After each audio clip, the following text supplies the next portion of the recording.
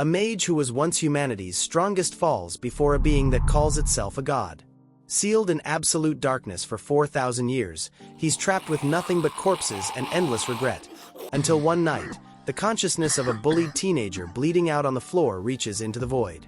Their minds synchronize for a single moment, and when the darkness finally recedes, the world's most powerful archmage opens his eyes in the body of the Academy's greatest failure. But there's a problem. The demigods who destroyed him are still ruling this world, and his new body can barely handle a fraction of his original power. Now he has one goal: reclaim his strength and devour the god who put him there. The battlefield erupts. Monsters charge forward, snarling and wild, but Lucas barely blinks.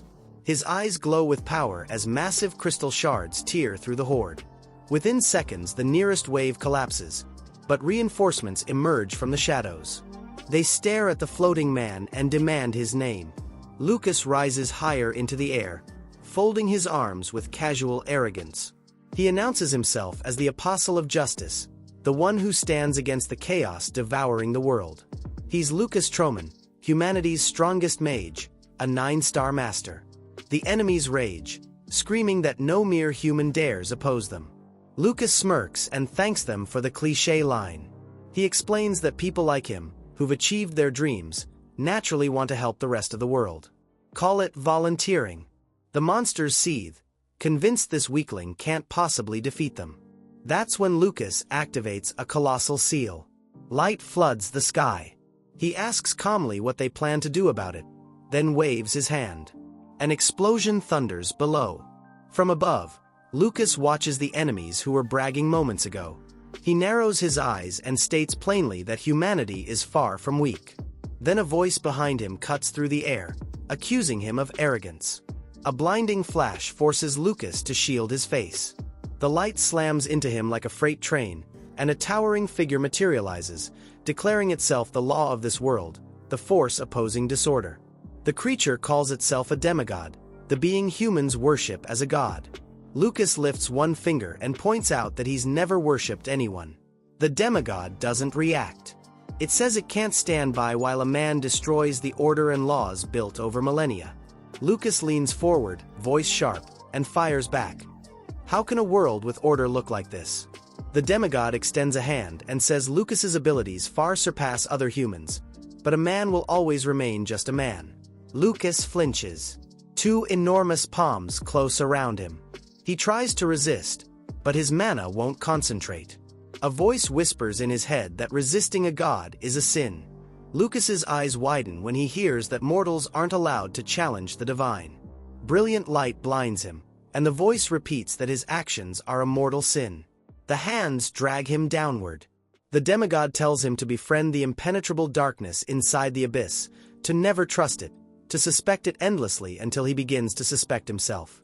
The deity is returning him to the void so he can make friends with endless suffering and regret his existence.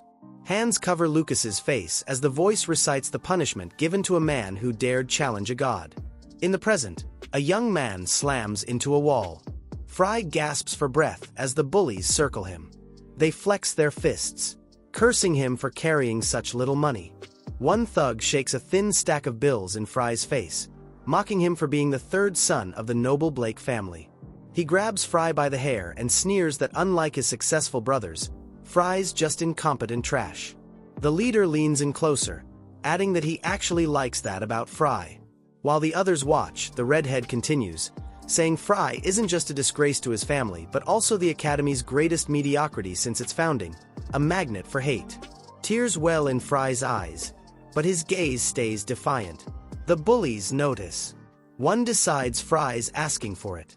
The leader grins and says he's about to show Fry something special. He punches Fry in the face with full force. The bully declares, satisfied, that no matter how much he beats Fry, it never gets boring. Perfect. He keeps hitting him. He grabs Fry by the hair and they kick him back and forth like a ball. The fat one lands a boot to his side. Then they both stomp down. Finally, they stop. Fry lies face down on the pavement, curled in a ball, begging them to leave him alone. Instead, they smash his face into the stone. The redhead grins and reminds Fry that tomorrow afternoon there's a magic lesson and they're paired together. Fry's eyes crack open. The bully promises not to overdo it because everyone knows how kind he is. His face twists with dark glee as he announces Fry will remember this day for the rest of his life, because after tomorrow he won't be able to walk on his own 2 feet. As the group leaves, the redhead advises Fry not to wander off but to go home and rest up so they can have fun tomorrow. Fry's fingers tremble. The thought pounds in his head. I want to become strong. Lucas's eyes snap open. He thinks he heard something. He glances left, then right. In a place like this, hallucinations aren't surprising. You could go insane down here. In the abyss where he's imprisoned, Lucas looks at his shackled hands and wonders how long he's spent among these corpses. Hundreds of years. Thousands. He sighs, exhausted. A voice drifts from the void, calling out to a god for strength. Lucas thinks it's fear speaking. He looks down, wondering if these aren't auditory hallucinations but his own consciousness talking to him. Maybe he didn't realize he was this weak and insignificant. Fry stares at his father in horror, not understanding his words. Kneeling before the throne, Fry asks him to repeat what he said. The head of the Blake family reminds him coldly that he ordered Fry to disappear from his life. Frowning at his son, the man adds that he can't allow Fry to constantly undermine the family's honor and authority. Horror freezes on Fry's face. He lowers his head and asks if being weak is really such a serious sin. His father stands and says that's enough. He has no right to answer that question. As he descends the steps, the family head adds that the Blake family doesn't accept those who can't become strong. Fry looks up when he hears his name. His father towers over him and declares he won't acknowledge Fry's existence. He's no longer his son. Moisture gathers in Fry's eyes. The man walks away. Tears roll down Fry's face. Later, Fry stands alone in his room, staring at the bottle in his hand. He thinks the time has come. The bottle of sleeping pills trembles in his grip. His face shows despair, but death truly terrifies him. At this moment, Lucas is drawn to someone's thoughts again. He looks up when he hears a familiar voice telling him to doubt, and doubt again. Fry's eyes widen. A demigod appears before him, saying that in the end, a person will doubt their own existence. Fry angrily demands the demigod shut up. Breaking free from his bonds, Fry screams that he doesn't believe a god could approve of such an absurd world. Lucas grits his teeth and declares he understands why this world is so ugly. He sees the one who brought him to this state, and that's why he must never give up. Fry's face contorts with rage as he screams at the demigod that if he could experience such a life, he'd gladly endure this hell. Blood suddenly gushes from Fry's mouth. Lucas's face shows shock. A bright flash blinds him. Fry presses his palm to his stomach on the floor. Looking at the pool of blood in front of him, he thinks it would be better to die. Lucas hears these thoughts and doesn't understand who entered his mind. He blinks in surprise when he hears an unfamiliar voice that blames no one. Despair crosses Lucas's face as he listens to thoughts saying a bird without wings is doomed to die as nature intended. Fry's whole body shakes. Thoughts spin in his head that it's all his fault. It's his fault he wasn't born with wings. Tears stream down his cheeks as he thinks it's his fault he couldn't become stronger. Fry collapses without strength. People condemning him swirl in his mind's eye. Over and over they tell him he's a disgrace to his family and the academy. The last image is the grin of the redhead saying in his place, he would have died long ago. Fry lies surrounded by shadows while Lucas wonders who the hell is judging him. Then Lucas sees the boy lying on the floor. The hands holding him begin to weaken. The seals release as he struggles to understand what's happening. Looking at the boy, Lucas thinks the moment this child entered his consciousness, it felt like being illuminated by the warm sun. Tears freeze on Fry's face. Lucas touches the boy's face and wonders who he is. Fry opens his eyes. He thinks about what he'd do at all costs if he were reborn. A tear falls to the floor while his thoughts say he'd push off the ground with both feet, fly to the highest point in the world, and look down at everything with his own eyes. The largest and strongest wings. Lucas's eyes widen. He sits up abruptly on the floor, staring at his hands. With surprise, he realizes they don't belong to him. He looks straight ahead. The bruises on his face are gone. Lucas stands. He freezes in place, not believing he's finally returned. He looks at the calendar and realizes 4,000 years have passed. Pills scatter across the floor. Lucas realizes Fry Blake was the weakest man on Earth. He begins letting down his hair, reminding himself he's Lucas Stroman, now the most powerful mage in the world. The ribbon finally gives in.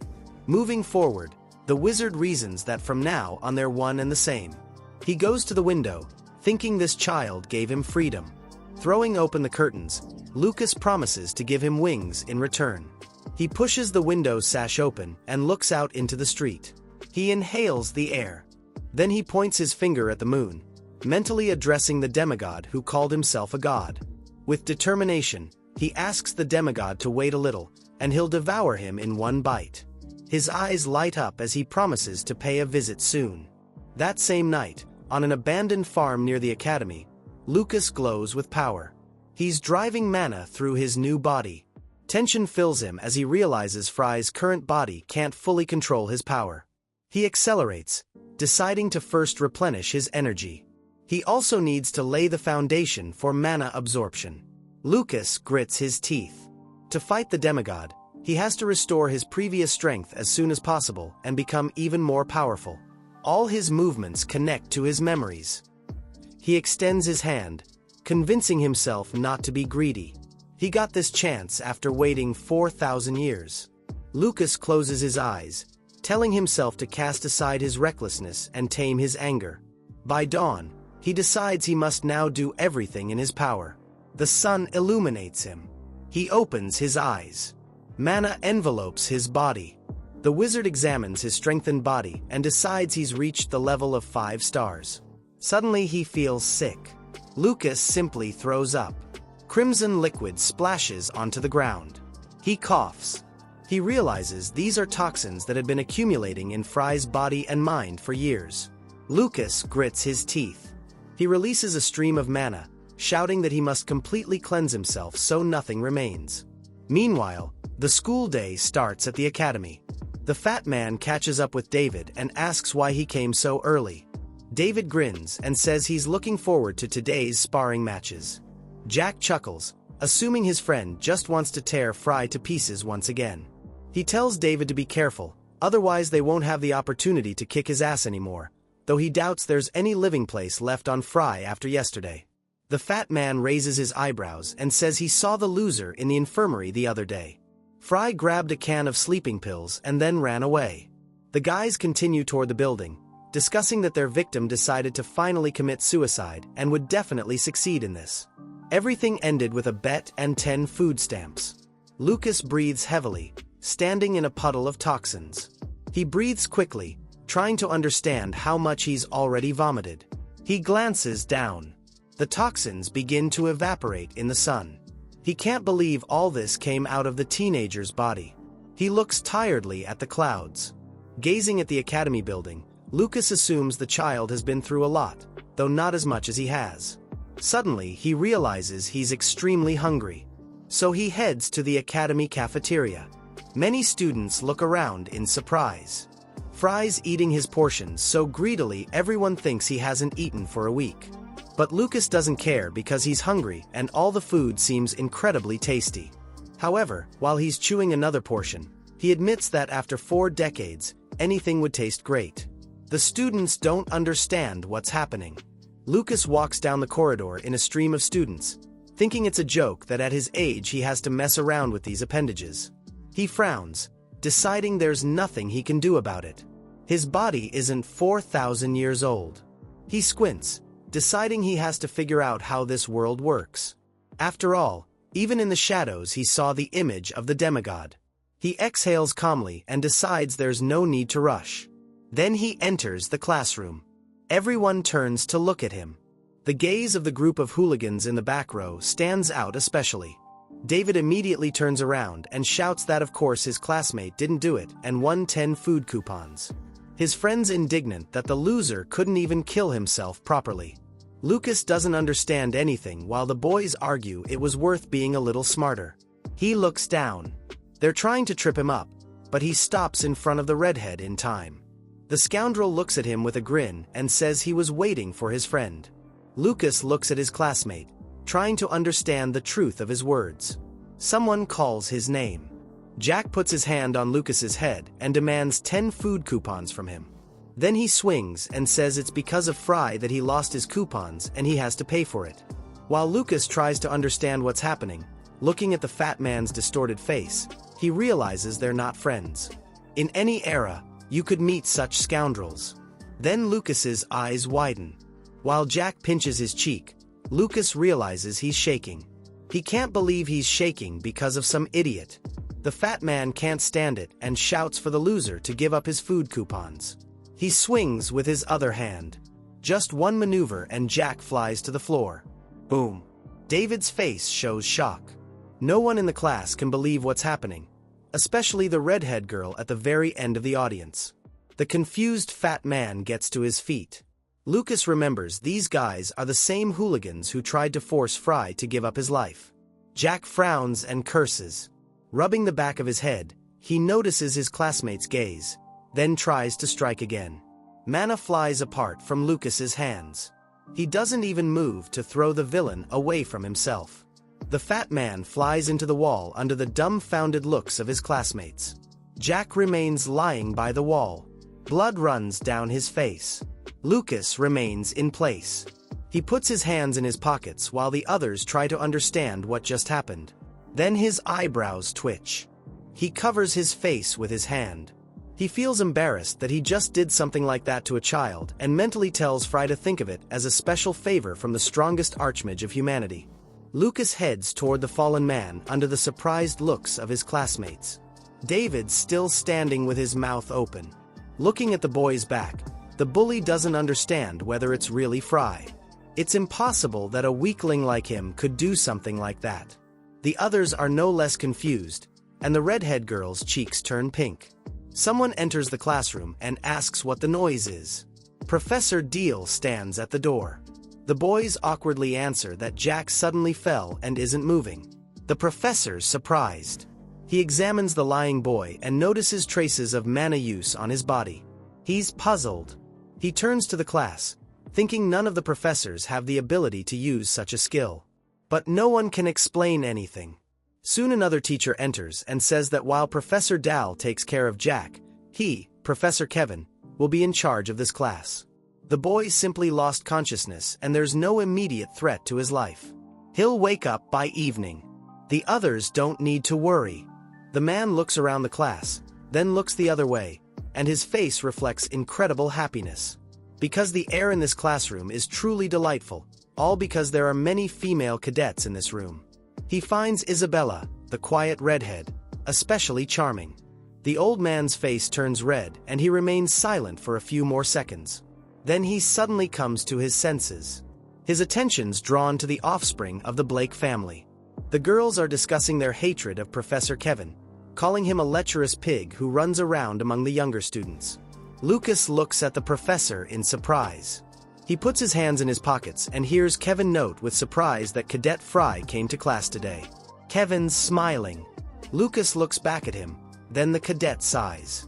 While the professor's surprised, Lucas thinks he would have assessed his new personality as a complete bookworm based on his skinny figure. But it seems he's a juvenile hooligan. He smiles sweetly and asks to be forgiven because he's very busy. Kevin's shaking so much that even the girls conclude Fry doesn't show up for class because the teacher's annoying. The teacher grins and asks if there could be more important things to do than his lesson. Lucas smiles and says that's natural. After all, he's now at the peak of his youth. Kevin shudders again as the others whisper that the Blake scion's asking for trouble. The professor ducks his head and confirms the boy's words. His face twists in anger as he adds he doesn't think his lesson's unimportant. Classmates watch as the professor begins a tirade about advancing in academic knowledge. Isabella looks down in surprise as the professor decides to ask his classmate a few questions. Raising an eyebrow, Kevin adds that if it happens the cadet can't answer any of his questions, he as a student of Westro Academy will have to admit his defiant behavior. Lucas is even more upset when the professor announces the first question. With a smirk, the man asks the student to list the 3 main weapons of the evil warrior King Cassijan. Lucas's eyes widen. Kevin raises his eyebrows in surprise when asked to repeat the question. The boy's look reflects shock because the name's familiar to him. The wizard recalls events from 4,000 years ago. Morning fog rises over the mountains. Cassian stands on a cliff. His back's tense. The fighter calls mana to his palms and clenches his fist with force. He's been training, using the energy to strengthen his body. An energy wave sweeps over the forest.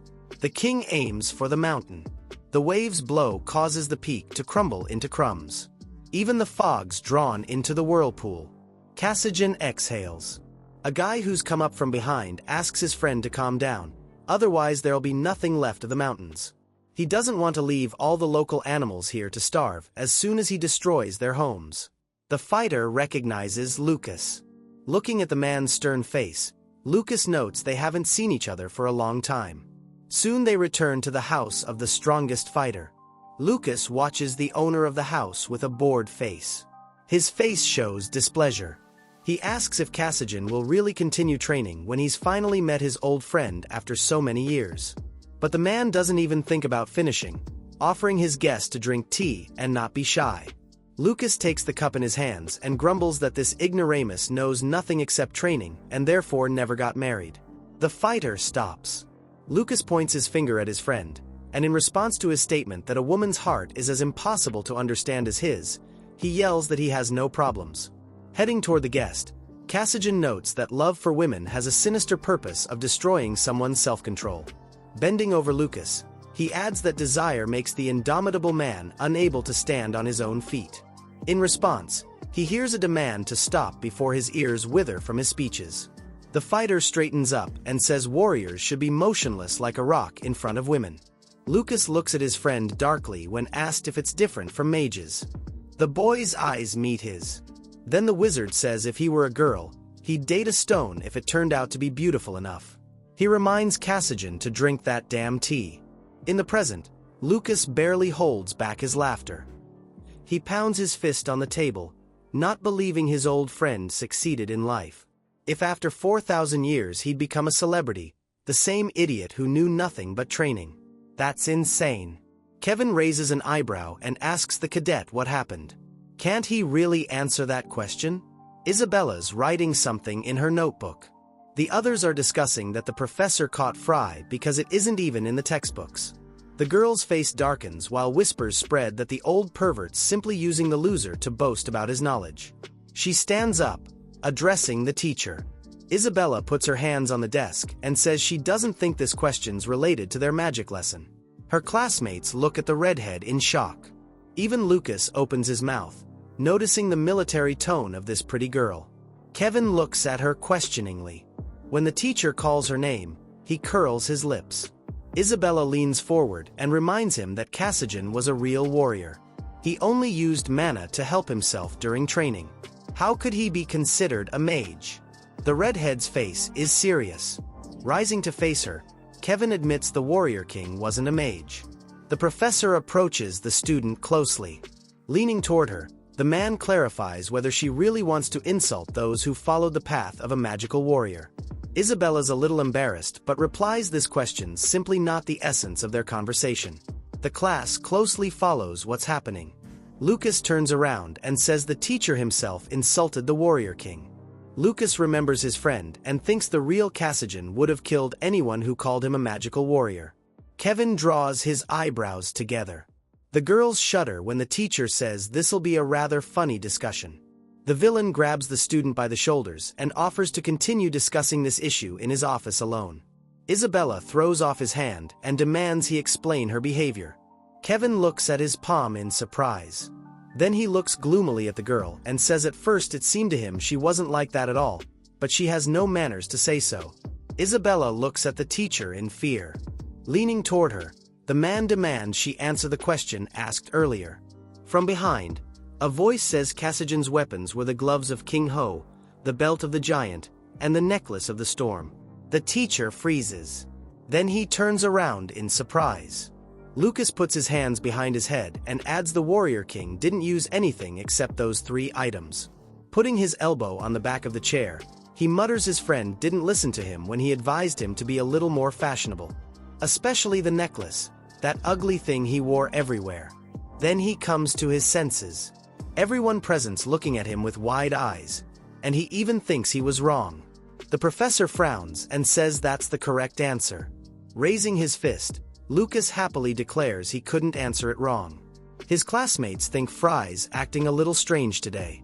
Kevin looks at the student. Then he turns back to Isabella and declares it seems she doesn't know the rules of conduct in the classroom at all. The teacher grabs the girl by the hand. With an unpleasant smile, Kevin declares the student should immediately go to his office. Isabella's face noticeably pales. Lucas frowns at what's happening. Then he suddenly asks if the professor knows Cassian had a habit of saying certain things. His classmates look at the boy in surprise when he tells him the warrior king always said the love of women has an evil design, destroying a person's self-control. Isabella's eyes grow wide when the classmate continues that Cassian also claimed a warrior must be as still as a rock when approaching women because this desire for an indomitable person makes him incapable of standing on his own feet.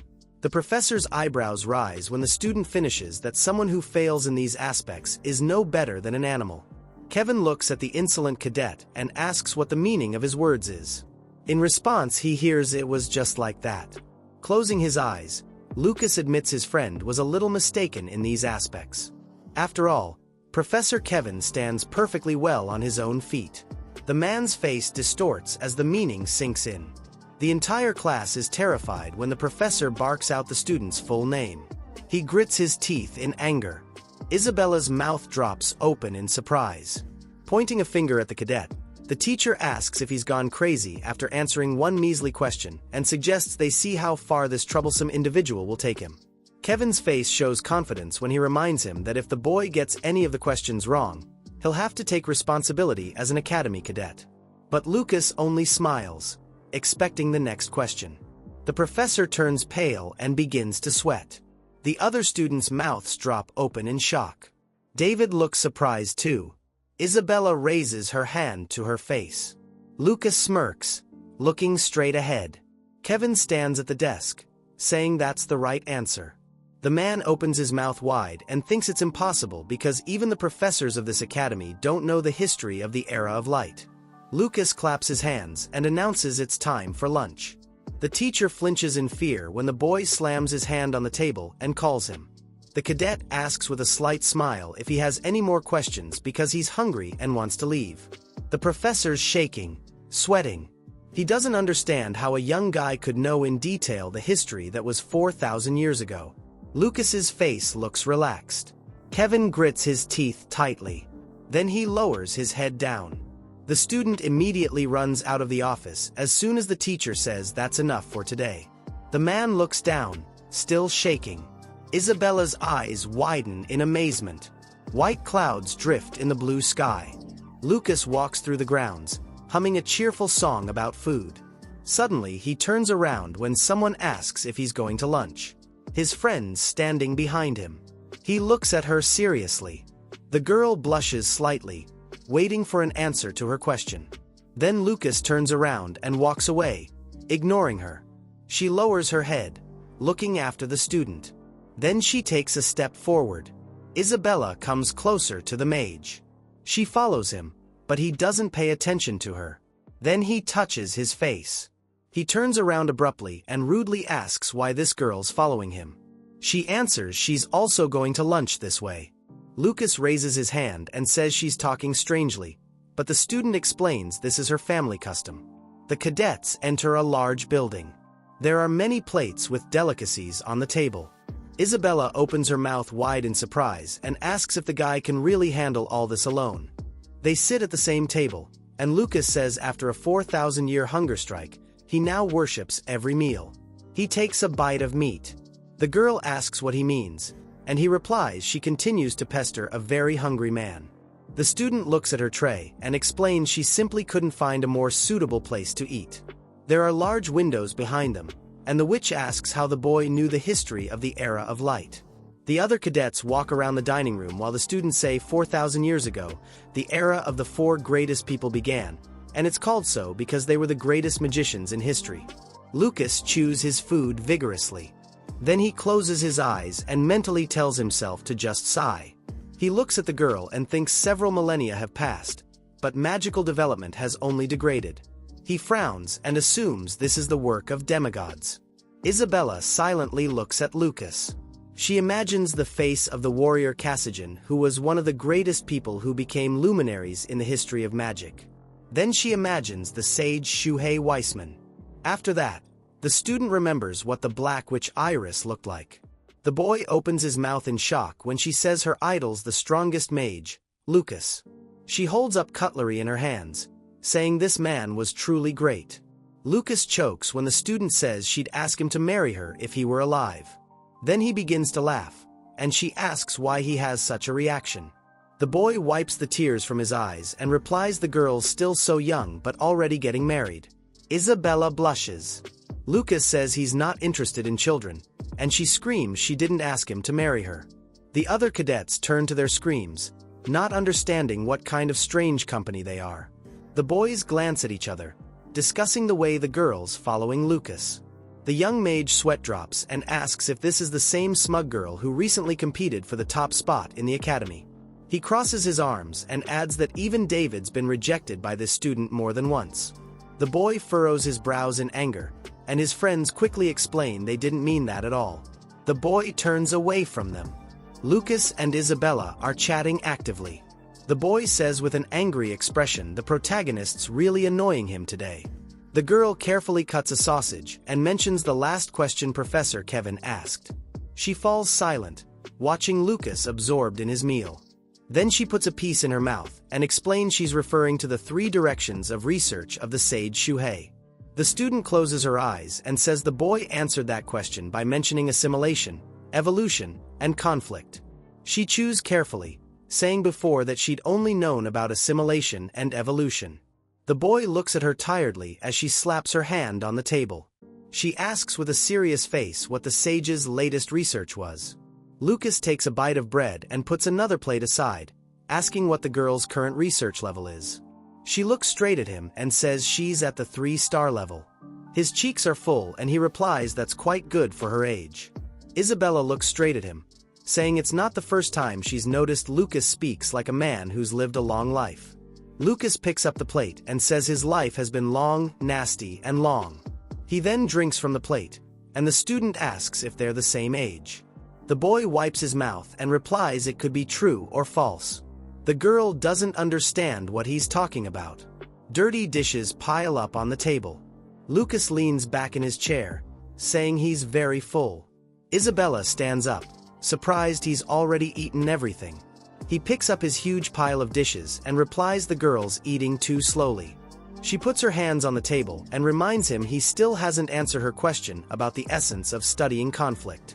Lucas looks at her skeptically and advises her to read books because he's strong in practice, not theory, so he can't be objective. The student's eyes widen. She leans on the table and asks if the boy has any experience. A bead of sweat appears on her cheek. Lucas walks away without answering her question. In the open arena, many cadets gather to practice magic through battle. David sits at a distance while the professor says the fights'll be one-on-one, and to make things fair, only first-tier magic is allowed. The boy furrows his brows and looks away. He grits his teeth in anger. Isabella sits next to Lucas, asking what their conflict is. Professor Jane raises her hand and says everything else will be like a real fight, including their injuries. The girl turns around when Lucas turns his attention to the teacher. She looks at the boy and asks if he's talking about that woman. Lucas blushes and says Jane's beautiful. Isabella jumps up from her seat and screams Lucas is crazy to say such things about an adult teacher. Lucas smiles slightly and says she's beautiful and his friend should learn from her about feminine beauty. Jane crosses her arms. Isabella looks at her comrade in shock and replies he simply has a fetish for older women. David and Lucas enter the arena for their first fight. Lucas looks calm. His opponent looks at him with malice in his eyes. The boy takes a step forward. He raises his hand and asks how the mage is feeling. Lucas passes him when the opponent adds he's been looking forward to this so much he hasn't even been able to sleep. David's mouth falls open in shock. He turns around and sees Lucas walking toward the professor. All the students are also amazed by this behavior. Lucas hugs the woman and says he's been asleep for a long time, but now he knows the reason for his awakening. He smiles and asks her not to worry. Isabella turns pale when the boy says he's still young at heart. Lucas approaches Jane and asks if she wants to share a meal with him tonight. The teacher pushes him away sheepishly and tells him to go back to his seat.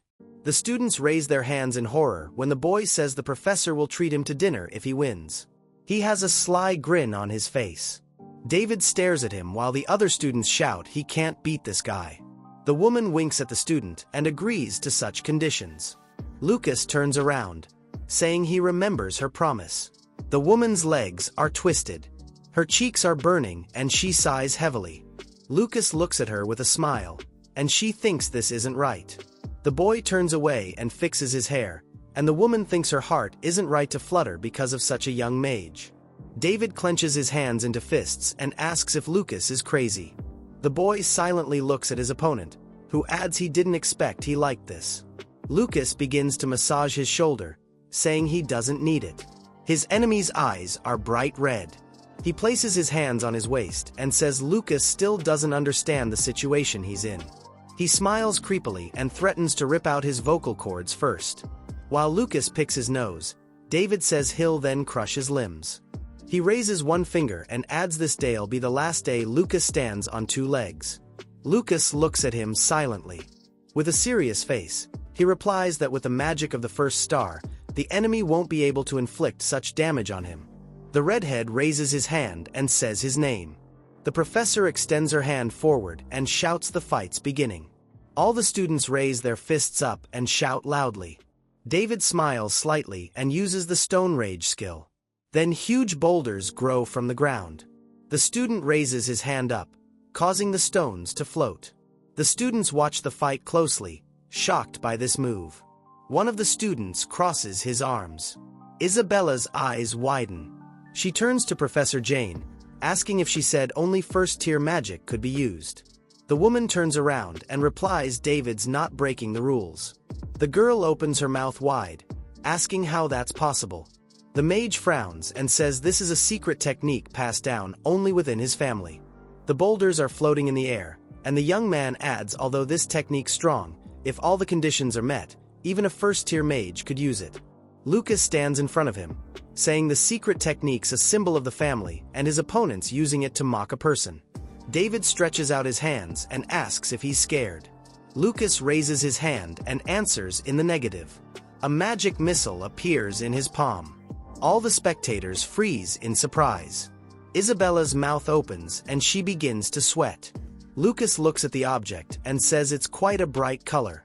His opponent laughs loudly. He's in the air, asking if Lucas wants to stop the Stone Rage with a magic missile. Lucas clenches his hand into a fist. Then he suddenly extends two fingers. The balls slam into the redhead and blow him away. Crack. David opens his mouth wide. His eyes turn white. He flies back. The student raises his hands and throws his head back. Then he falls to the ground with a loud sound. Small stones fly into the air. The mage lies on the floor, shaking, while foam flows out of his mouth.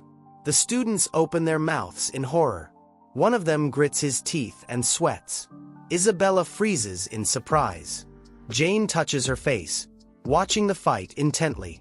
Lucas puts his hand on his waist, looking forward. David's lying on the floor, gasping for breath. Tears are flowing from his eyes. Lying on the floor, he says it's very noisy here.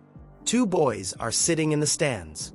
One of them closes his eyes and says this is a practice fight using C-class magic. His friend's holding a rock in his hand. Lucas walks up to the enemy and says he should be ashamed of using secret techniques for such a purpose because he's tarnishing his reputation. White foams flowing out of the guy's mouth. Lucas smiles and asks what the boy said before.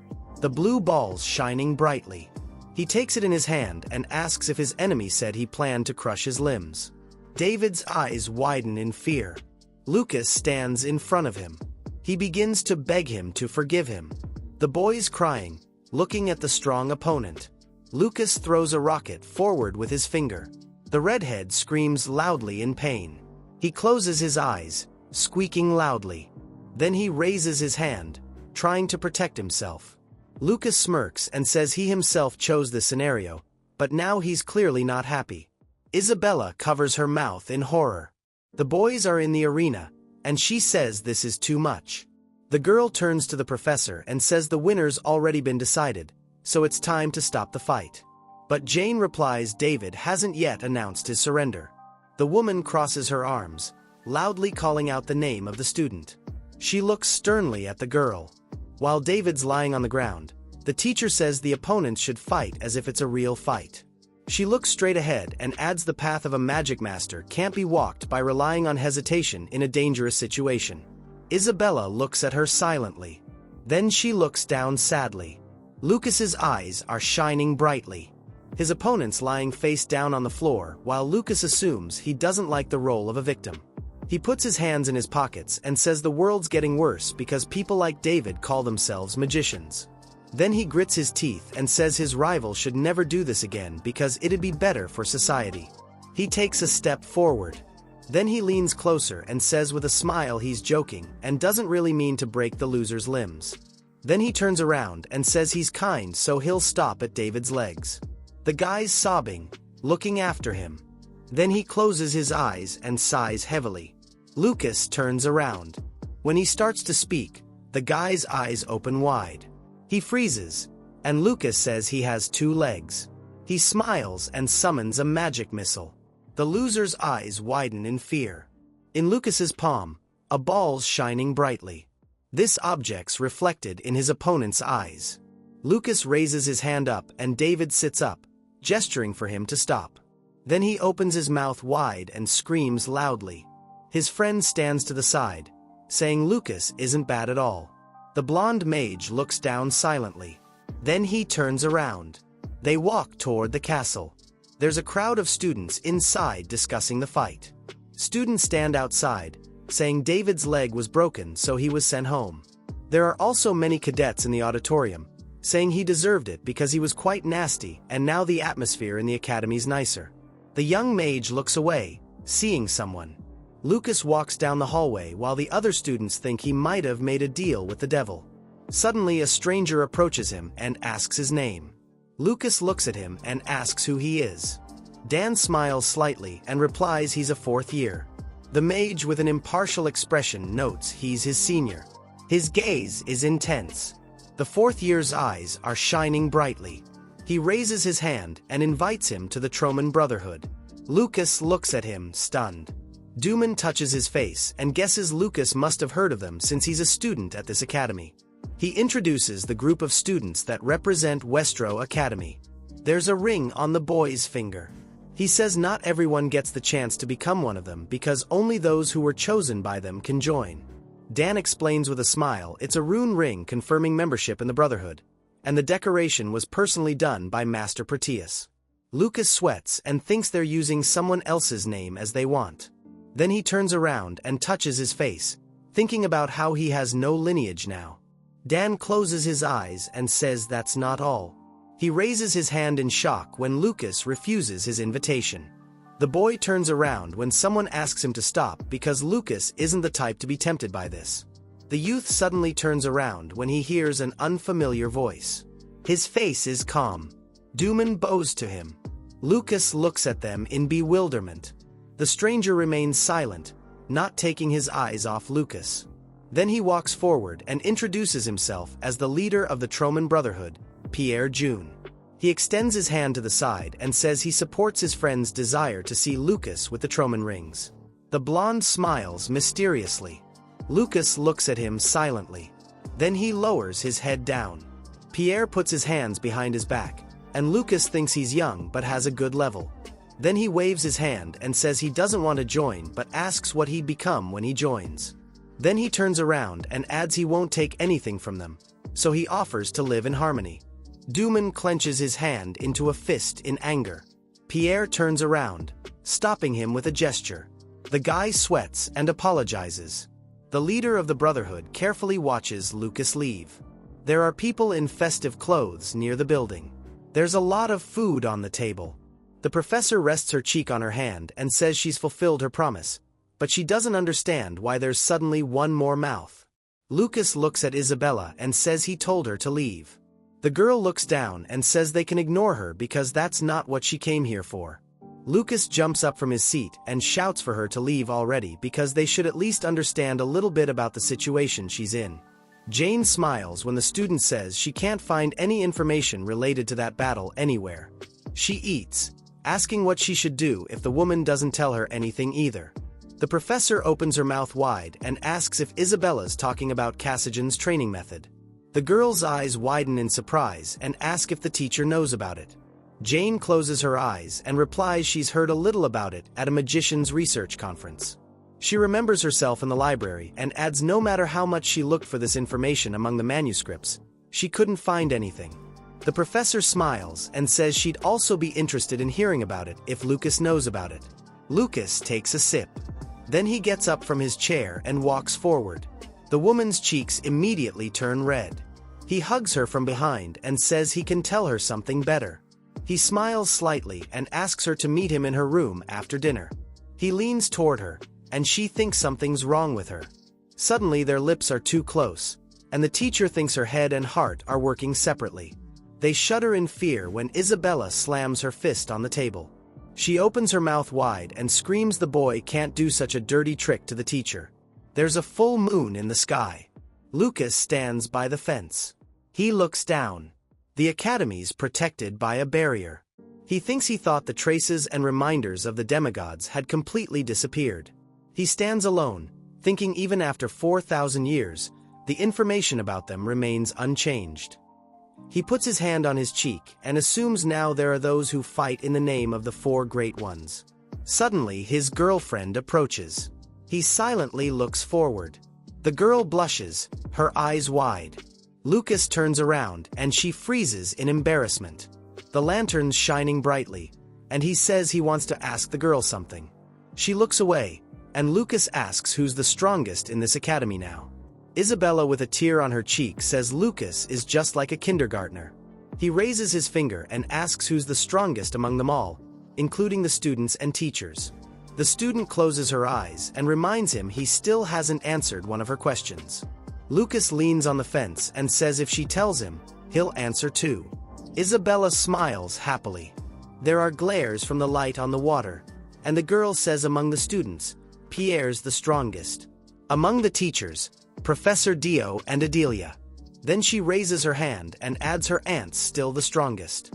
Lucas turns around, hearing someone say it's the director of the academy, Sire Rise. Jane crosses her arms.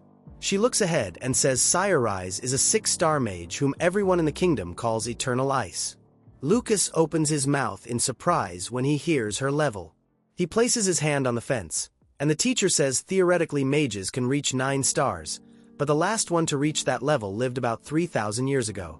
The woman introduces the mages from the past and adds there are many speculations about whether it's true or not. But even mages with 8 stars are fewer than 10 in the entire world, so 9 stars could be considered just a legend. The boy turns around. There's a transparent dome above the academy, and Lucas asks if this protective magic was created by the director. Jane looks away and answers she's not sure, but most likely yes. The boy looks away and thinks this doesn't look like 6 stars. He remembers Pierre inviting him to join Troman Rings. They're standing at the fence, and the boy thinks there's something fishy here and Sire might know something. Isabella looks at Lucas when he calls her.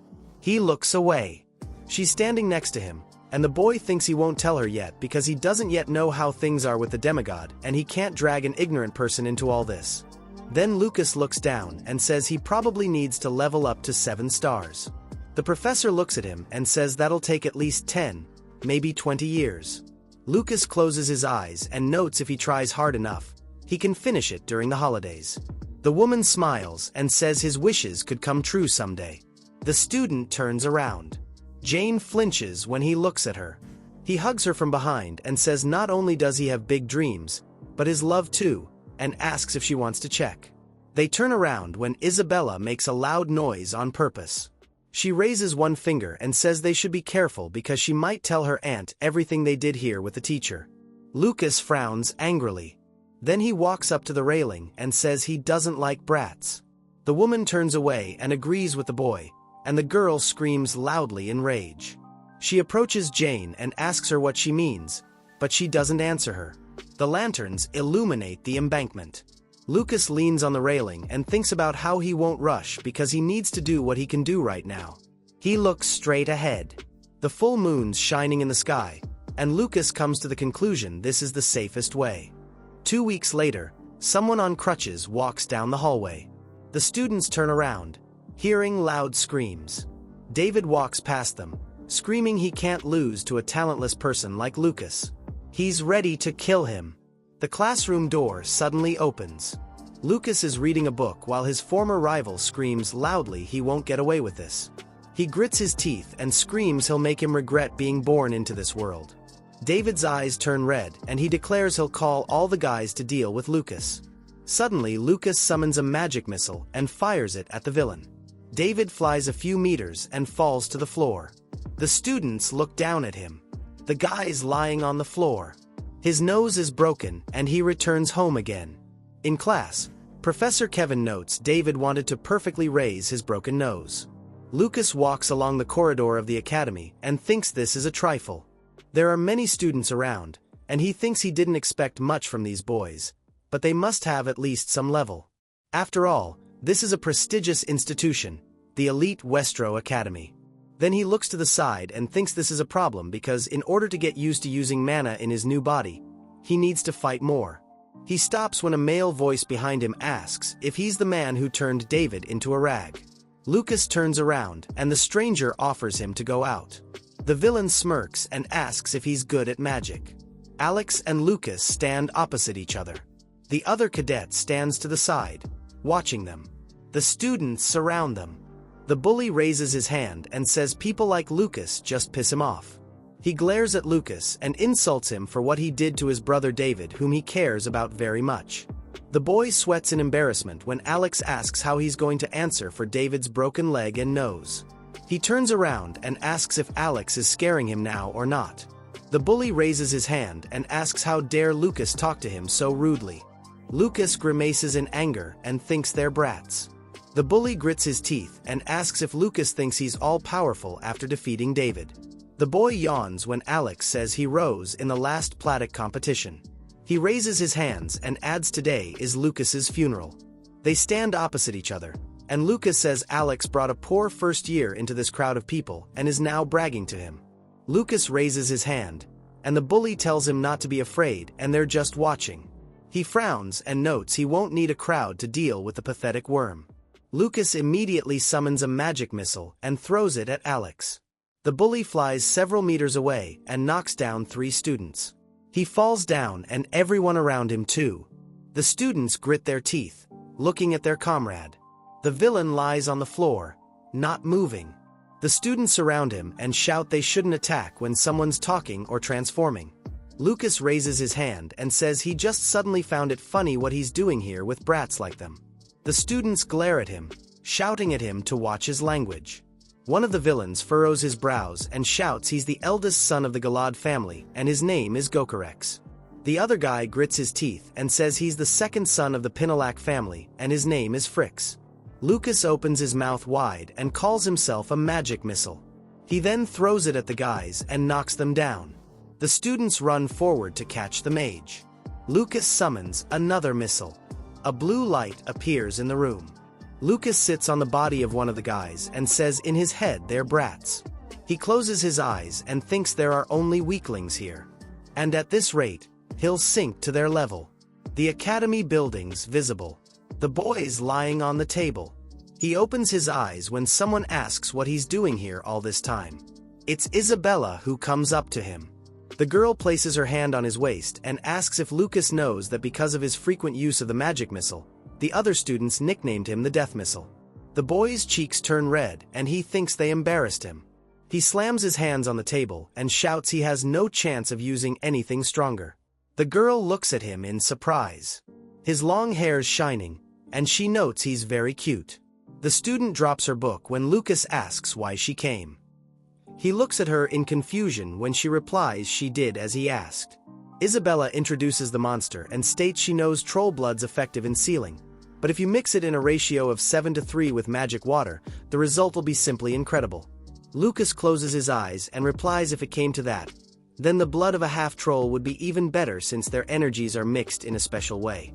There are other students in the audience. Isabella declares the results simply incredible. Her cheeks turn red. Standing in front of the boy, she asks what he'll teach her this time. The boy stands up. The student looks at him hopefully. Lucas gives her a piercing look and thinks he doesn't remember starting to teach her. While Isabella looks at him, he thinks she's quite capable, and if she's trained well, she could even reach 8 stars. Lucas turns to Isabella and declares he'll tell her about the battle. The boy puts his hand on her cheek. The girl's eyes widen when he calls her. Lucas looks at her and says this time he'll tell her about the battle. The girl smiles happily, but Lucas immediately says it'll be during the holidays and for now he'll go train. She widens her eyes in surprise when he says if she follows him, she'll be able to see the battle she wanted to know about for herself. He closes his eyes and adds it's a dangerous journey that could cost her life. So if she's unsure, it's best to say so. He sweat drops in shock when the girl interrupts him and declares she'll come with him. The student looks at the boy seriously. There are mountains beyond the academy, and Isabella asks to come with her to his training. Isabella, who has a huge backpack on her back, looks nervous. Lucas looks at her with displeasure. When he points at the huge backpack and asks if Isabella's going on a hike, she screams surely that girls need a lot of things and the boy wouldn't understand. She blushes, her eyes shining, and asks where Lucas is going. He closes his eyes and says he needs to think about it. They're standing between the houses, and when Lucas says he's going to the mountains of Hispaniola, the student screams loudly in shock. She imagines high cliffs and says it's such a dangerous place it's called a paradise for monsters.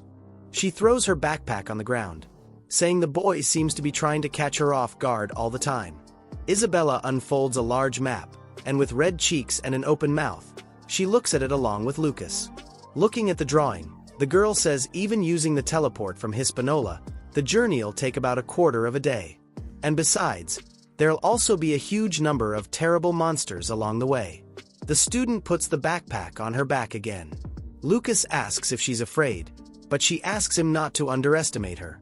She turns around and says she never expected the journey with Lucas would be calm and safe. In response, the guy only purses his lips. They walk forward and he asks about the teleporter. The girl says it's something that can be used to travel long distances. She turns around when Lucas blurts out such a thing didn't exist 4,000 years ago. He thinks with a serious face magic still the same, but industry has developed greatly, and there's obviously a reason why the students are so weak. Birds are flying in the sky, and Lucas thinks creating a teleporter is indeed a tempting idea. The student blushes slightly and says the disadvantage of a teleporter is it's expensive.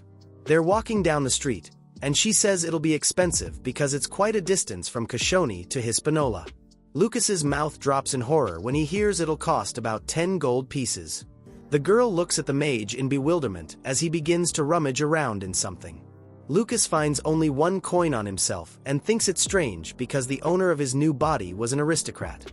He opens his eyes wide and thinks his companion's also an aristocrat, so she must definitely have a lot of money. Isabella looks at Lucas and asks if he's feeling unwell. He spins around and asks with a sly smile how much money the girl has with her. The apprentice blushes and admits she didn't take the money. She closes her eyes and adds a rich life makes people lazy. She asks if she needs to take money for travel in order to accompany the guy.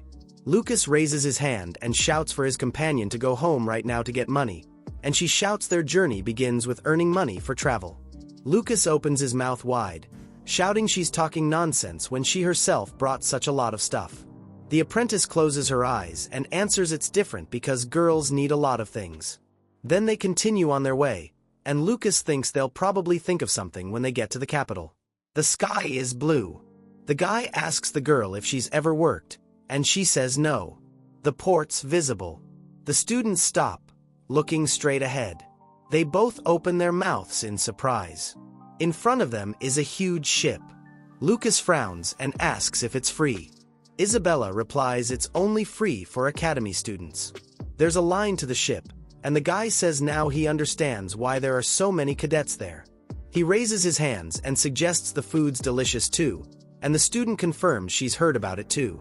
Lucas closes his eyes and blushes with pleasure, then says he adores their academy. They approach the controller, who stops them and says there are no more places. The man looks at the students and adds they have to wait 4 days until the next ship. Isabella catches Lucas, who immediately faints. They look at the ship, and the inspector offers them Cortesco. The students' faces are tense. There's another ship nearby. The man raises his hand and says they'll be in Kosponi in 5 days and that tool be free. The boy scratches his head and thanks him. The bandits are sitting at a table where there's a plate of chicken. One of them grins and says they're ready. The pirate captain raises his eyebrows and says they'll do the deed tonight. The third hooligan takes a bite of meat and laughs. The captain points at him and asks why he tore out his eye. The man raises his hand and says being one-eyed's a symbol of piracy. They're sitting at a round table, and another hooligan asks if there's anyone normal left among their bloody robbers. The captain points his finger at the map. A lantern's shining brightly in the hold, and the man says their goal today's a ship sailing to Zotamble. The one-eyed pirate grins and says they're going to have a real good time today. The leader grits his teeth and says this ship's filled with rich kids and is called Corteist. Isabella and Lucas climb aboard. Mac puts his hand on his chest and introduces himself as the captain of the ship. The girl walks up to him and says hello. While the sailors are preparing to leave, the apprentice asks if there's a reason why such a magnificent ship has so few passengers.